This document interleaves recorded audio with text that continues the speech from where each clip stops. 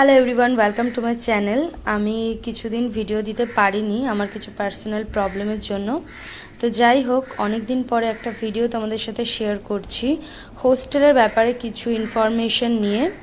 অনেকের অনেক কিছু কোয়ারিজ আছে, যেমন হোস্টেলে কত ফিজ হয়, কেমন কি খাবার হয়, পিজি স্টুডেন্টদের কাদের সাথে থাকতে দেওয়া হয়, ইভেন আমাদের যে ল্যাটারাল এন্ট্রি আছে তো তাদের হোস্টেল দেওয়া হয় কি হয় না। তো আমি একে একে সব উত্তরগুলো দিই। ফার্স্টে এখানে ডিপেন্ড করে যে পিজি যারা আছে তাদের সাথে রুমমেট কারা হবে। এখানে কিন্তু ওরকমভাবে কোনো নিয়ম নেই যে পিজি স্টুডেন্টদের পিজিদের সাথে দেওয়া হবে, এরকম আগে তো ছিল না।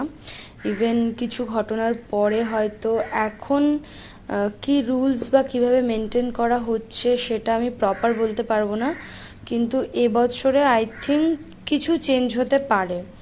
এবার সেগুলো সব কিছু ডিপেন্ডেবল। তারপরে হচ্ছে যারা ল্যাটারাল এন্ট্রি আছো তাদের কি হোস্টেল হয়? হ্যাঁ, অবশ্যই হয়, যদি তোমার ক্রাইটেরিয়া ম্যাচ করে আর তুমি যদি প্রপারভাবে অ্যাপ্লাই করো। ইভেন তোমার কিছু যা যা প্রবলেমস বা কী কারণে তুমি হোস্টেল চাও সেটা যদি তোমার ম্যাচড করে ক্রাইটেরিয়ার সাথে, তো অবশ্যই তুমি হোস্টেল পাবে।